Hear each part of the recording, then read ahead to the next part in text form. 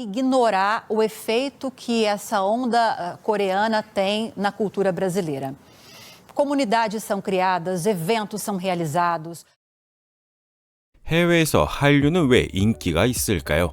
누군가는 신선해서 또 누군가는 문화적 유사성을 혹은 그저 콘텐츠가 재미있기 때문이라고 말합니다. 심지어 한류의 땅에 사는 우리조차 그 이유가 무엇인지 궁금해하고 사람마다 다른 이유를 말하곤 하죠. 자, 그럼 지구 반대편은 어떨까요? 오늘은 남미, 그것도 삼바의 나라 브라질에서 온 소식을 가지고 왔는데요. 브라질에서 가장 신뢰받는 뉴스 브랜드라 불리는 SBT 뉴스에 2016년 4월 2일자 한국 열풍이 브라질을 휩쓸다 K-팝과 K-드라마의 숨겨진 진실이라는 제목의 영상입니다. 브라질엔 이제 보기 힘든 슬로우 로맨스를 한류가 보여주고 있다는 브라질 소식 함께 보시고 댓글 반응도 살펴보죠. Eles dominam um fenômeno musical que se popularizou em todo o mundo. Conquistaram o Oscar. Criaram uma das séries mais assistidas da história da Netflix. Quando o assunto é cultura, os sul-coreanos se destacam e influenciam comportamentos ao redor do mundo. Essa onda coreana chamada Hallyu, considerada um dos maiores fenômenos culturais das últimas décadas, reúne milhares de fãs aqui no Brasil. E embora a ampliação dessa presença global tenha elementos orgânicos, não dá para a gente ignorar investimentos estratégicos do governo sul-coreano na indústria cultural, nas plataformas digitais, como forma de impulsionar esse crescimento. A Eliane da Fonte, que é professora de Sociologia da Cultura Pop sul-coreana da Universidade Federal de Pernambuco, está chegando aqui ao News Manhã para falar um pouco mais sobre esse fenômeno cultural para nós. Professora, bem-vinda, bom dia. E é impossível ignorar o efeito que essa onda coreana tem na cultura brasileira. Comunidades são criadas, eventos são realizados, com a participação de milhares e milhares de brasileiros, de pessoas aqui no Brasil. Então é uma cultura, um fenômeno, acho que a palavra é essa, um fenômeno que veio para ficar e vem se ampliando, né, nos últimos anos.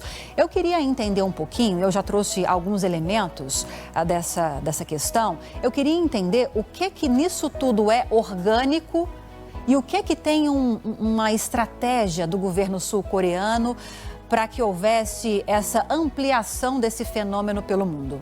Bom, a primeira coisa é preciso dizer que, na realidade, começa o fenômeno, né, na China, com a disseminação de K-dramas, que foi inclusive o que deu o nome a Hallyu, né, que foi um termo que foi cunhado por jornalistas chineses, e começa a se espalhar na Ásia, né, no Japão e outros países asiáticos.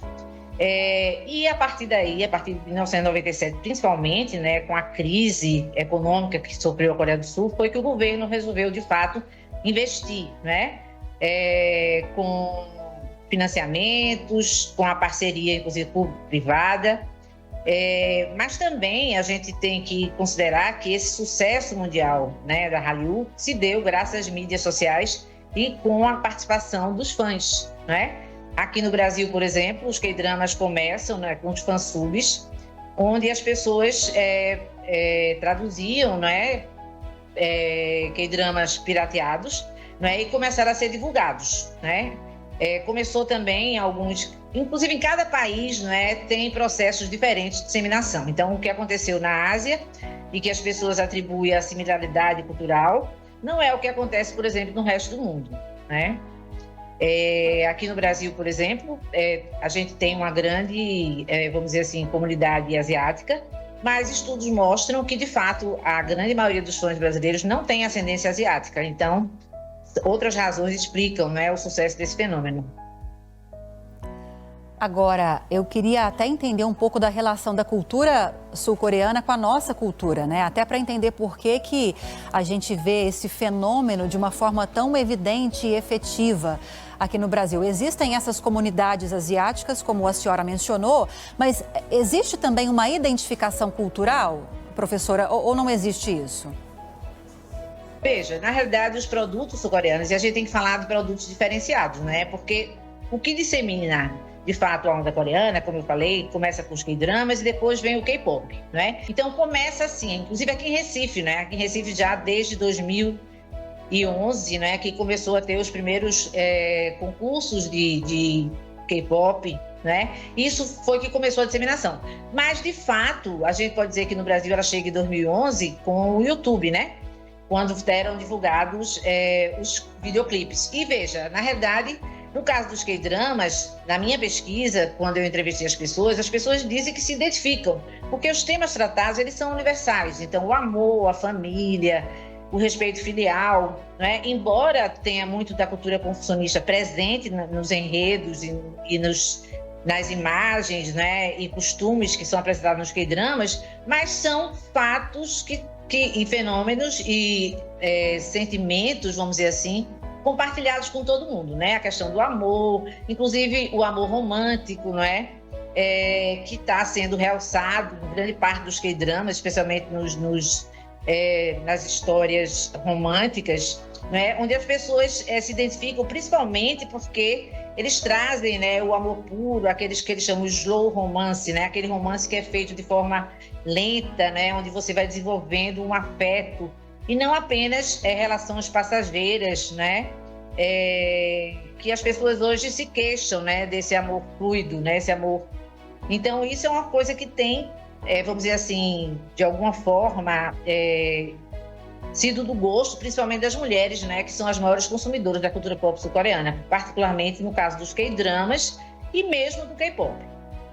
Conversamos com a professora de Sociologia, Eliane da Fonte. Professora, muito obrigada pela participação. Bom...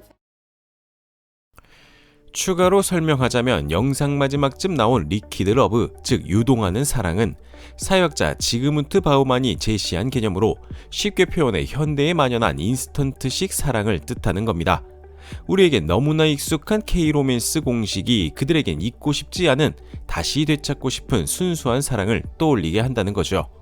영상 속 교수는 최근 10년 사이 한국의 대중문화가 어떻게 브라질 사람들의 정서적 결핍을 채우고 행복감을 주는가를 연구한 대표적인 인물로 알려져 있는데요. 그녀는 학술 인터뷰에서 자신이 한류 연구에 뛰어든 이후로 2010년대 초반 브라질 북동부 지역에서 아시아계 혈통이 전혀 없는 젊은이들이 한국어 가사를 외우고 커버 댄스를 추는 현상을 보고 이것이 일시적 유행이 아닌 문화적 이동임을 직감했기 때문이라고 합니다. 한 소개글에선 한류에 대해 단순 흥미로운 컨텐츠가 아닌 서구적인 가치에 지친 브라질 사회가 한류에 내포된 동양적 가치를 통해 어떻게 치유받고 있는가를 연구한다고 적혀 있을 정도였죠. 자, 그럼 댓글 반응을 간략하게 살펴보죠. 사실 이건 일시적인 유행이 아닙니다. 브라질에서 이미 10년 넘게 성공을 거두고 있죠. 전혀 새로운 게 아니에요. 저는 슈퍼주니어와 소녀시대가 한창 인기 있던 시절부터 이 업계에 있었습니다. 이미 15년 전부터 시작되었죠. K-팝과 K-드라마를 넘어 한국은 그 자체가 매혹적인 역사를 가지고 있습니다. 더 깊이 탐구해볼 가치가 있어요. 음식, 찻집, 길거리 음식은 물론 궁궐, 박물관, 불교, 사찰까지요. 특히 부산이란 곳에는 바닷가에 자리한 불교 사찰이 있는데 그 아름다움은 말로 다 표현할 수가 없습니다. 한국 사람들은 엄청난 고난과 역경을 겪었지만 짧은 시간 안에 놀라운 발전을 이뤄냈어요. 부모, 어른, 그리고 죽은 자에 대한 존경심은 가슴을 뭉클하게 합니다. 마치 지금 발견한 것처럼 말하지만 해당 방송국은 이미 12년 전에 K-팝을 보도했어요. 당시 활동하던 그룹을 소개했는데 제가 그걸 보고 찾아보다가 빠지게 되었죠. 하하하, 브라질스럽네요. 이미 불법 복제를 통해 한국 드라마를 배포하기 시작했으니까요.